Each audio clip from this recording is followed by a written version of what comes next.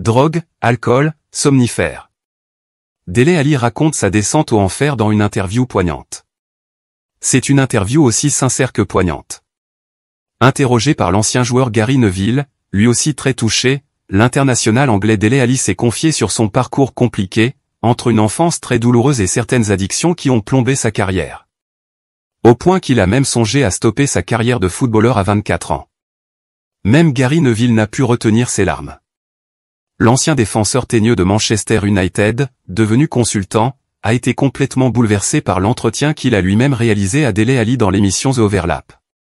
D'une franchise rare, l'international anglais de 27 ans s'est livré sur sa lente descente aux enfers, qui a démarré lors de son enfance pour se poursuivre à l'âge adulte, au point de sérieusement compromettre sa carrière. Dans cette interview, l'ancien joueur de Tottenham raconte notamment avoir été abusé sexuellement à 6 ans par l'ami de sa mère, qu'il qualifie d'alcoolique. Puis il a commencé à fumer dès 7 ans, avant d'être contraint à dealer de la drogue à 8 ans. Un adulte m'a dit que la police n'arrêterait jamais un enfant sur un vélo, alors je me promenais avec mon ballon de football et, en dessous, j'avais de la drogue, confie celui qui évolue désormais à Everton. À l'âge de 11 ans, un homme de sa cité décide de l'accrocher à un pont et le laisser au-dessus du vide. Puis, à 12 ans, il est adopté par une famille extraordinaire, qui stoppe quelque peu son calvaire. S'il n'est plus en contact avec sa famille biologique, Dele Alli a dû faire face à des problèmes liés à la drogue et l'alcool depuis qu'il a entamé sa carrière de footballeur. Et notamment après sa Coupe du Monde 2018 réussie avec la sélection anglaise. Pour moi, c'était un crève-cœur. Alors que José Mourinho décide de moins le faire jouer à Tottenham, Dele Alli songe à stopper sa carrière.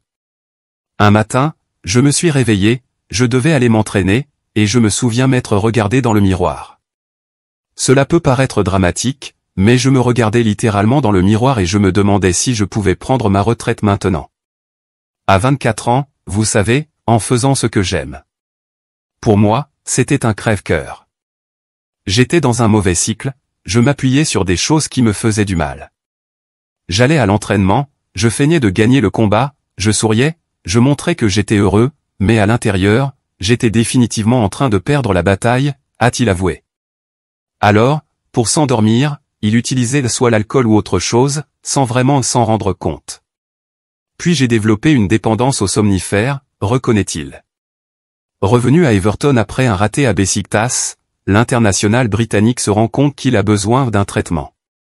J'étais dans une mauvaise passe, mentalement. J'ai donc décidé de faire une cure de désintoxication moderne pour la santé mentale et les traumatismes, poursuit-il. Au total, elle a duré 6 semaines. C'est peut-être la première fois depuis longtemps que je peux dire que je vais bien, se félicite aujourd'hui Dele Alli. Je pense que c'est le bon moment pour dire aux gens ce qu'il s'est passé, j'ai un peu peur d'en parler mais je pense que c'est bien de le faire. C'est le moment d'en parler. Peu après la parution de cet entretien, Tottenham, son ancien club, a tenu à lui exprimer son soutien via les réseaux sociaux. Tout le monde à Everton respecte et applaudit le courage de Dele, a écrit son équipe dans un communiqué, tout en expliquant qu'aucune autre interview concernant sa cure ne sera donnée pour préserver sa vie privée. Son ancien coéquipier à Tottenham et capitaine de l'équipe d'Angleterre Harry Kane a salué lui aussi le courage de son ami sur Twitter, fier de @Dele_official pour avoir parlé et partagé son expérience pour essayer d'aider les autres.